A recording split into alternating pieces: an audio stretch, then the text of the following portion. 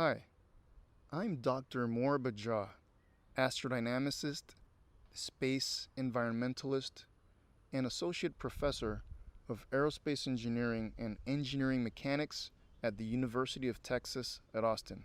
I'm Ken Eppens, founder and CEO of Orbit Guardians. Hi, my name is Jan van der Veen. I'm head of strategy and managing director for OHB Venture Capital. And I listen to the Cold Star Project. And I listen to the Cold Star Project. And I listen to the COMSTAC project. I really love that international diplomacy piece. And I really love that space sustainability piece that I was doing at NORAD. And you know what I like? Hard policy problems. And so those three things, the center of that is Astroscale.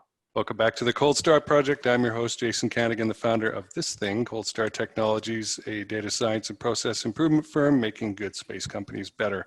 I'm here with Charity Weeden of Astroscale US, and I want to plug this book for a minute before we get started. It is Space is Open for Business by Robert Jacobson. I received an advance copy. That's the disclosure. But that doesn't mean that I give a nice review just because somebody gives me something for free. I enjoyed that book. It was very thorough. It kind of goes all over the place in many ways, but if you want to find out like what the deal is with the commercial space industry, which is very new, and how we got to where we are, what the pain points of the market are, that is a great book to start with there that Robert has made. So Charity, thanks for being here. Thanks for having me, Jason. Yeah. So what we are going to talk about is this weird thing of debris cleanup, which people sort of understand, but nobody's actually ready to pay for. And there's this company called Astroscale that you work for that is trying to be the company that does this picking up. And I kind of want to zoom in, I guess, a little bit from like defining the problem as you see it, and then Astroscale's role in it, and then your personal role as to what you're doing. And the idea here is to give folks a picture of like what is going on in this part of the space universe and your role in it. So let's start with, I guess, what is the problem that Astroscale is trying to solve? Well, I wouldn't quite call space debris weird. Mm-hmm. I would call it a danger to all of us that is right in front of us. And we have to do something about it. Astroscale is a unique company, and they are dedicated to space sustainability through many purposes and missions. I'm going to talk a lot about on-orbit services because I really feel that active debris removal, end of life, taking debris out of the way, that's all part of the servicing infrastructure in space. That is what we're trying to build here, an ecosystem, a logistics chain that we can use in space instead of hauling things up from Earth all the time. So that's kind of the frame for which Astroscale looks at space debris, is how do we keep space sustainable, definitely environmentally, but as a business case, as a market for growth, to keep the public interest alive in space, because if you can't use it, no one's going to be looking at the stars, if you will. So I just want to frame our discussion on space debris in that manner of on-orbit services. Awesome.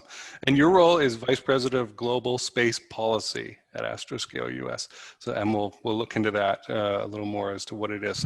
So I get the feeling then, because you were talking about space sustainability, the environment, the whole thing, as opposed to just, hey, here's this company, Astroscale, that wants to make some money, an ecosystem, right? These words really stood out to me from what you were saying.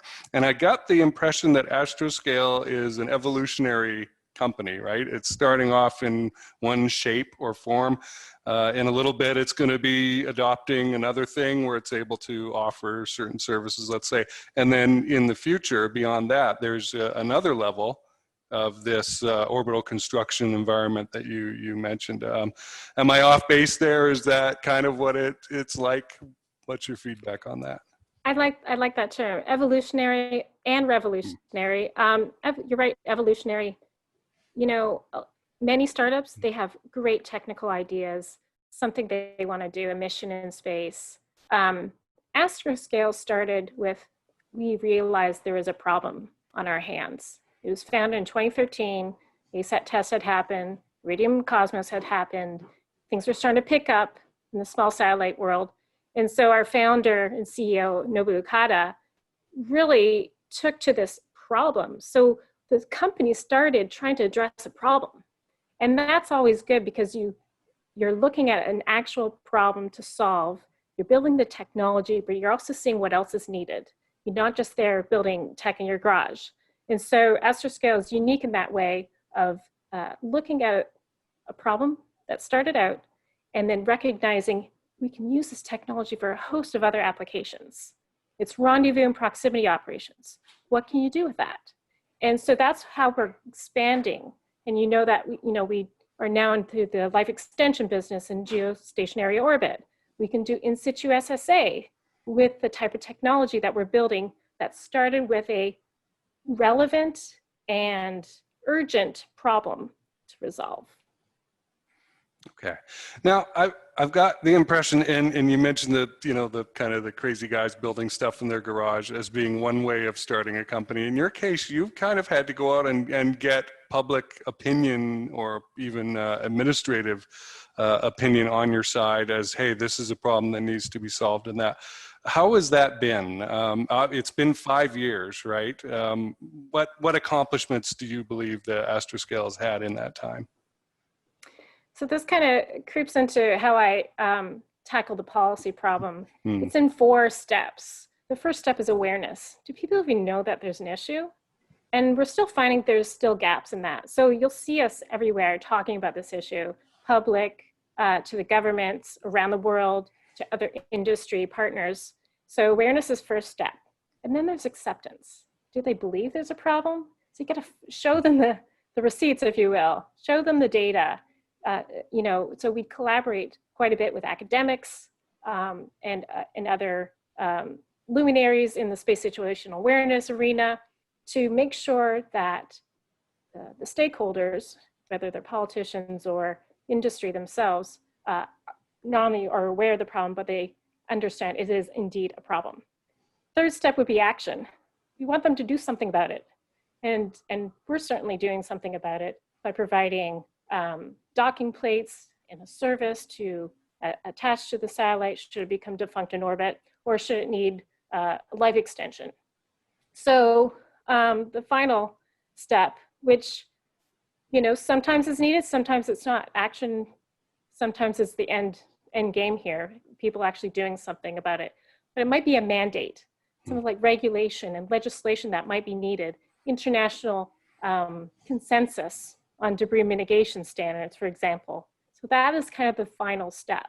So we're working in all these 4 pillars, if you will, and they blend together.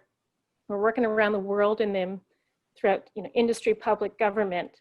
And so just to get back to your question, yes, people are aware, some accept, some are taking action, and yes, some are actually putting mandates in.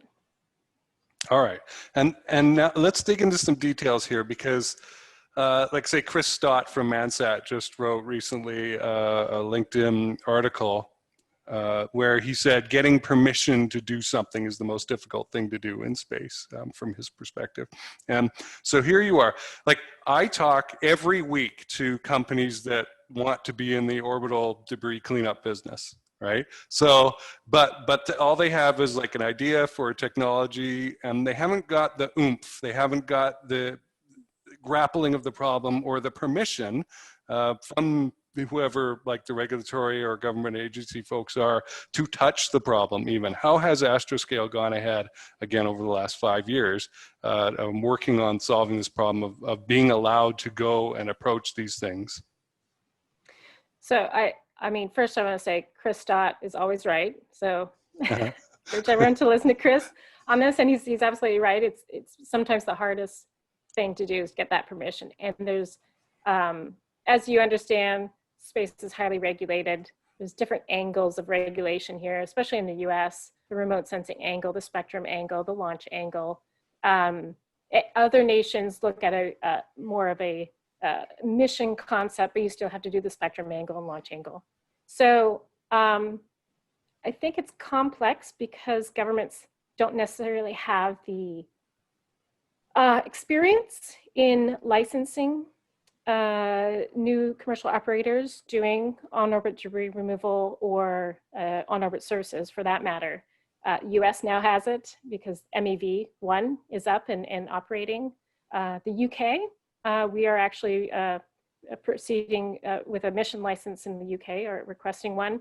They have expertise in this because they did the remove debris kind of licensing as well. So it is a growing pain, but we're also wedging open that door to make it easier for folks to come in after and make this more of a normal cadence of licensing and helping the governments understand what is their authorization and continuing supervision role here. And I don't think that's been fully fleshed out either. So that's why it makes it hard, because they haven't done this before. So you're going to need a lot of interagency dialogue to understand fully what's needed. Some of the investors that I talk to kind of get infuriated about the time that it takes for that interagency dialogue to happen. We'll come back to that. So let's dig into you then. As an individual, how did you get to become the Vice President of Global Space Policy for this organization? You started out in Canada, much like myself, and ended up in the US. How did you do it? What was that process like? You started off in the military? I did, in the Royal Canadian Air Force. It's really a zigzag of a career. And I have a very geeky analog to that. Is more like home and transfers. As I did something different in each of those zigzags, it just kind of expanded my understanding and knowledge of the entire system. So I started off tracking submarines in the open ocean, begged for a space job in the Canadian Air Force, and they sent me to NORAD. And I was one of the few officers that was assigned to the 1st Space Control Squadron, then owned and operated by Air Force Space Command, to be the Deputy Sensor Manager for the US Space Surveillance Network. After that, I continued doing space jobs, not navigation jobs, and was assigned to the Canadian Embassy in Washington, DC, where I was the Assistant Attaché for Air and Space Operations. This job was awesome. As you imagine, being a military diplomat in the US, building relationships, and with key partners, the US, but also all our NATO allies here in the DC area. Really, eye-opening and enjoyable, that entire 23-year career. But it was time to leave and set out on my own. And this is right when, space startup boom, like Worldview was just announced, essentially. I'm like, 700 satellites, that's so many. How do I help this new thriving space industry?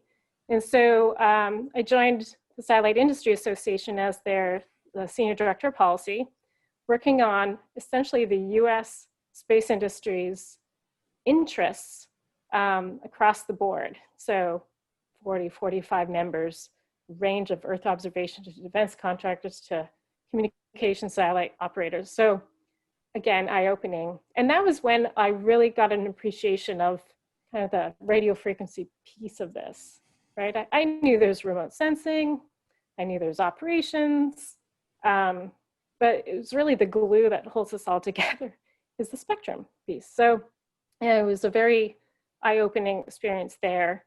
I met Chris Blackerby, the Chief Operating Officer for Astroscale, a couple of years later, and he told me about Astroscale, and I was like, you know what I want to do?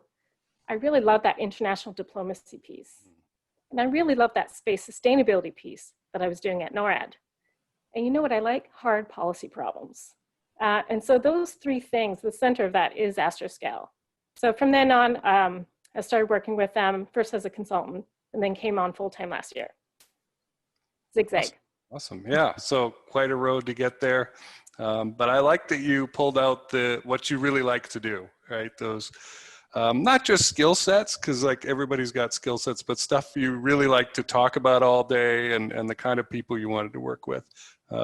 Not everybody gets there, and they kind of stay stuck in certain jobs forever. So this is Jason Kanigan from Cold Star Tech, and I'm excited to share with you a new offer from Cold Star that we are bringing out to help both space founders and venture capitalists who fund space companies. And it's on two levels. The lower level is a VC who is looking at possibly funding a space company, but they just don't get it. right? And a lot of tech founders want to come out and create some sort of technical capability, but they do not understand business. And so you'll look and you'll go, where's the customer here? Where's the business model? And they'll go, huh? But I want to make rockets or something, right?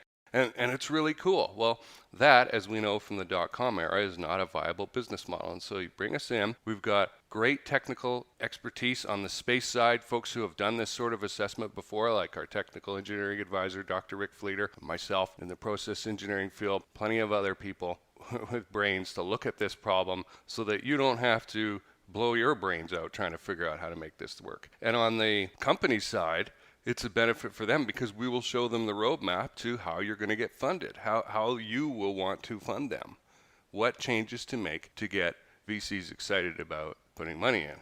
And so that's good for you. Right? The second level is at a deeper and higher level at the same time. It is for venture capitalists who have given a seed round to a company, a space company, and that has gone on for a little while, 6 months, a year, something like that. And it is time, as COVID has made it, to double down or get out. Those are pretty much the choices, right? It's time to invest further in a thing we already know, which seems to be the direction VCs are going in right now. They don't seem to want to look at new things or stop, just kill the project. And so the good news is, in that situation, there's a lot more going on. There's more meat for cold star experts to get in and analyze, right? You're going to have processes in place, whether they know it or not. We'll be able to flowchart those and maybe accurately document them for the first time so we can get some kind of value chain going in the organization. We'll be able to test whether the leadership is the right group of people or whether you're missing something, the strategic direction, the business model, all this stuff. So if this sounds interesting to you, reach out to us. You can email me at jason@coldstartech.com or just connect with me and message me on LinkedIn. That's probably the best way to do it. And I am excited to talk to you. The kind of transformation that we're able to offer here is beyond anything you'll see out there. And as a VC, this will save you so much time and energy, right? Like if you're a VC and you've got 100 companies to look at, you've got 3 days a year to look at each one maybe, right? That's not really good enough, is it? Wouldn't it be better to have experienced, expert space people who understand space, right? Look at this investment and tell you, here's a grade, right? Here are several grade areas. Is this thing ready to pour gasoline on the fire, or is it just going to go up in smoke? This is Jason Kanigan from Cold Star Tech. Let's get back to the interview. So let's talk about your role then in the VP role. Some of these things you're looking at here, there's a list here: legislation, domestic policy, standards, best practices, regulations, and trends. What does like your typical day look like? Are there information sources that you consistently look at? Are there folks you end up seeing over and over again, which sort of we do in these Zoom meetings and that kind of thing? But people who you rely on. Or are you kind of out there by yourself a lot of the time trying to figure out what's going to come up next and not seeing everything on the radar screen, I guess, and sort of going, well, I'm going to have to imagine that there's a thing out there in the future and go and create it or something. What does it look like for you? So these days is a little different from the before days, if you will. First of all, we have a global policy team. Mm-hmm. This is one of the attributes of Astroscale, why we're so effective in policy and best practices and standards development. We have a Japanese space policy lead, a UK space policy lead, and I even have a very small team here with a space policy analyst, Luke Riesbeck, for those who know them. So really a super team of policy around the world, tracking not just the debris issues, but just overall trends and the, like you said, the policy, legislative, best practices, who's who. I mean, mm-hmm. that takes up 25% of my time of who do I need to talk to in the Space Force about this issue? You're trying to understand, who do we need to talk to in addition to what we should talk to them about. So global policy team coordinating that by knowing what's happening in Asia, in Europe, and in North America, we can see where the flow of the river is going towards a future kind of consensus on what is sustainable space practices. So that's one thing. Coordinating that is something that I do every day. Phone calls, all hours. Hopefully not too early morning or not too late at night. The other thing that we do as a global policy team is just trying to ingest the massive amount of information that's coming in. I've found the past 2-3 years, you know, I had a handle on everything that's going on. I read space news, I read the defense news, I read all your major news sources. But today there's just so much to ingest and to understand pick out what's important. And so there's a and then long form and webcasts, like there's not enough hours in the day for me to track all the webcasts right now. So trying to digest as much as we possibly can. So we're informed when we go out and talk to the stakeholders. And those stakeholders, will be another segment of what we do, are governments and industry and the public. So things like this, often do podcasts and events, webinar events, or just phone calls, right?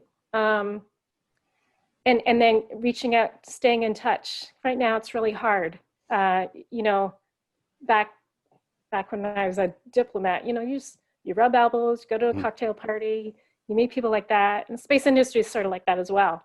And you can't do that right now. So as someone who does government relations, how do you keep on track or on top of those relationships? And just a simple phone call or an email saying how you're doing, or I saw this article and I have some questions, things like that, that helps. And then finally, probably the most important part is developing those positions for policy. What are our positions on onward servicing regulation? What are our positions on debris mitigation? How about spectrum? How about, like, we have probably a dozen topics that we're continually ingesting information on, developing an opinion, an informed opinion on, and then writing it out and then getting out there and speaking on it. So there's probably 4 or 5 major things that I do in a day with the global policy team. That sounds like fun, and thanks for sharing that with us, because there's a lot of folks I'm sure who have, like, without hearing it from you, we would have no idea, right, what that looks like. Like I do policy. Yeah, right. It's much more than policy, right? It's like you listen. I mean, there's going to be purists that say policy is this, but I see it as a larger bucket of things. It comes down to, what are people even saying and thinking about an issue? That legislation, that's the mandate part. But what are they saying in a speech? What are they writing about? You know, what are they talking to their peers about? So that's as important as those other parts. Yeah, it's not just the dry paper writing or reading or whatever. It's the human relations. There we are. Yeah. Okay, there's a note here that you are the chair of something called Comstack. What is that? It's got a meeting coming up very soon. Wow, in 3 days. What is that about? Why is it important? The FAA has a federal advisory committee called Comstack. That is called the Commercial Space Transportation Advisory Committee. It's been ongoing for 30 plus years. This is a committee developed of experts, experienced industry, NGO, and academics that provide inputs into the FAA as they make decisions. So the FAA has a real pipeline of information flowing from the industry. And as the chair, I help coordinate what are the things that the FAA is interested in hearing from us, and help develop those positions and those recommendations back to the FAA. So I took over as COMSTAC chair. Mike Gold was the chair before me. And this spring we had our first meeting. It was more informational. On Monday's meeting, this is going to be more recommendations and a working meeting. We're going to highlight some specifics that the FAA should consider and recommend, some thought process behind it, and see, you know, what are the next items we should tackle as an advisory body, if you will.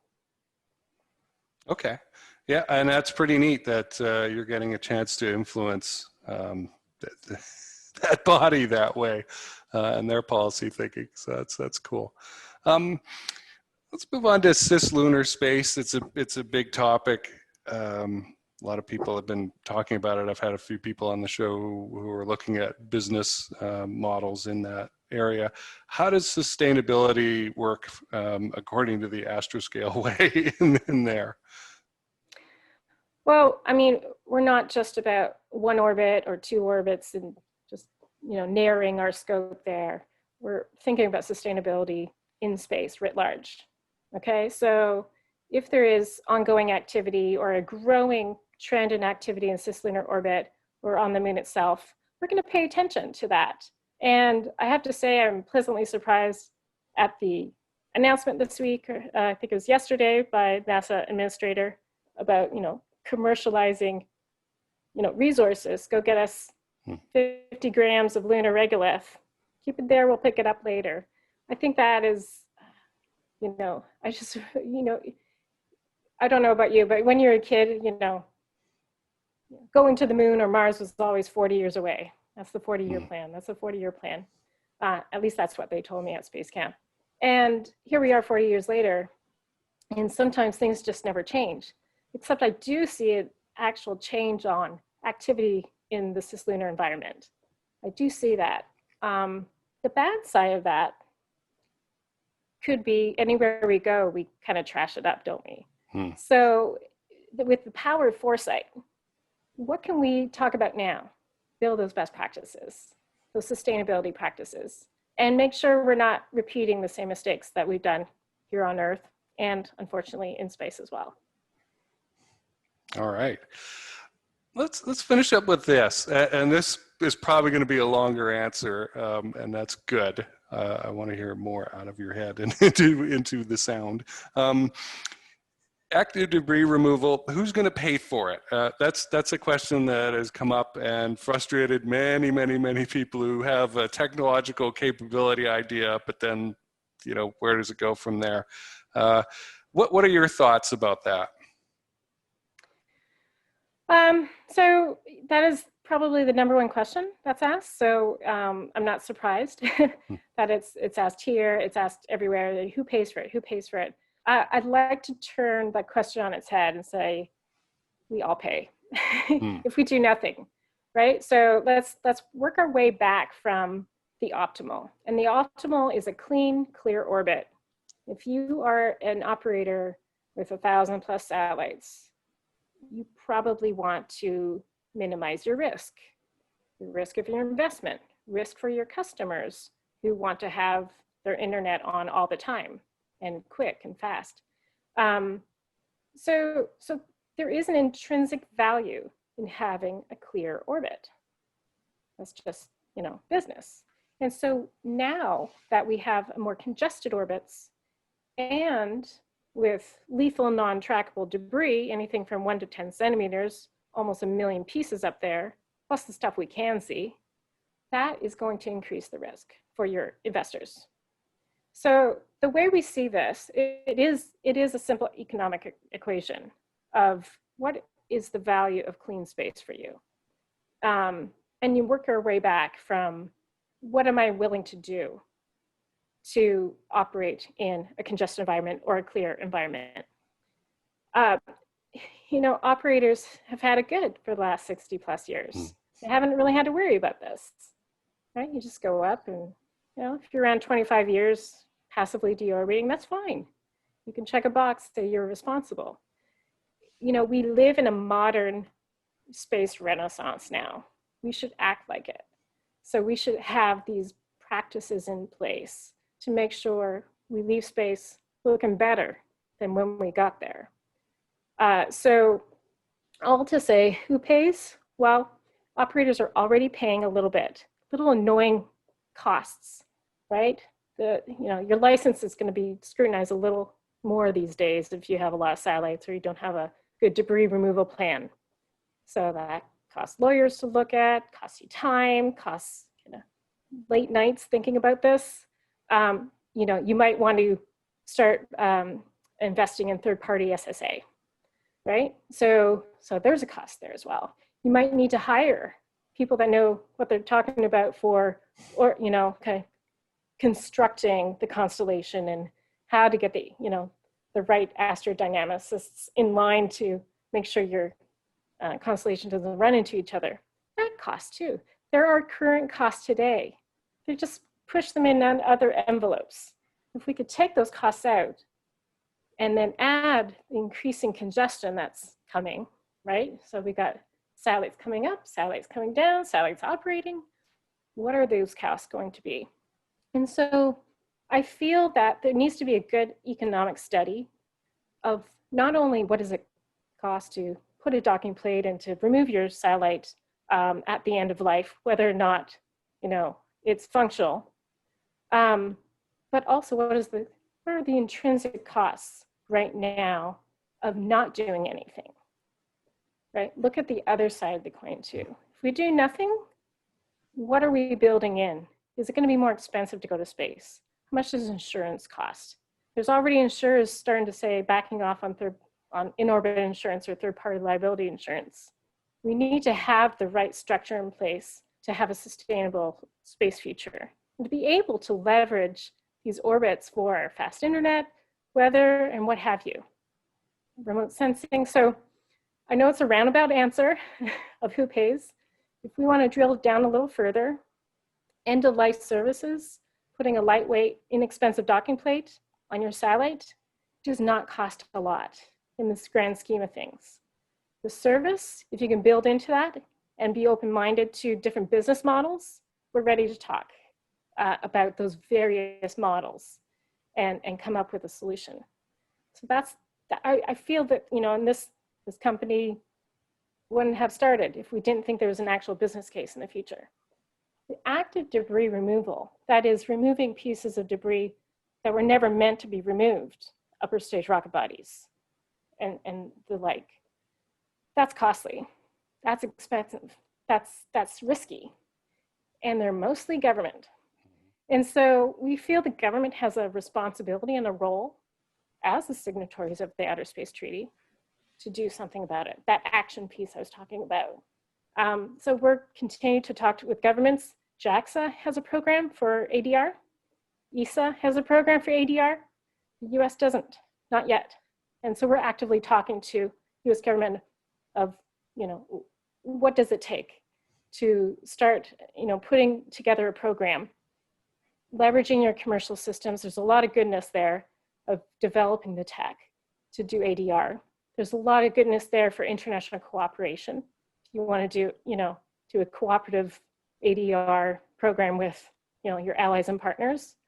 So this is something that, yeah, there are going to be, you know, entities that need to pay, but this is where we are now. This is what we've done to the Earth orbit, and we can actually sustain it if we open up this market a little bit.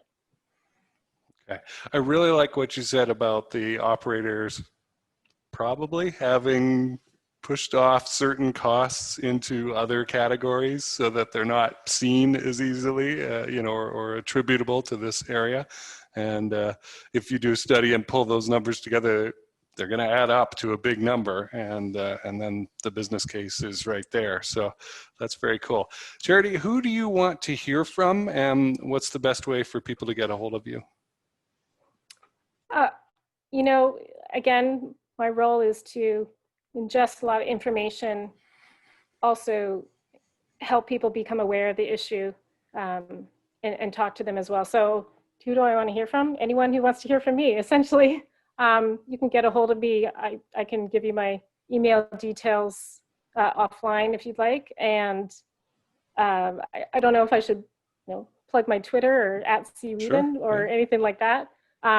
Go to astroscale.com. We have a couple of really cool videos that shows that concept of operations for our end-of-life demonstration later this year called ELSA-D. And it will go up with its own client, if you will, client satellite. It'll detach, and it's going to capture it tumbling. This is what I'm super excited about, to see this mission go up. There's another mission for JAXA, as I mentioned, that will go up and inspect an upper stage rocket body. And of course, we're really happy to talk to any of the constellation providers or operators about how we can be a part of their business case for keeping space clean and sustainable. Awesome. And I'll put links to that below so that folks can easily go there. All right, my guest has been Charity Weeden, Vice President of Global Space Policy for Astroscale US. Thanks for being here. Thank you. Hey, this is Jason Kanigan, the host of the program. Thanks a lot for listening to the Cold Star Project.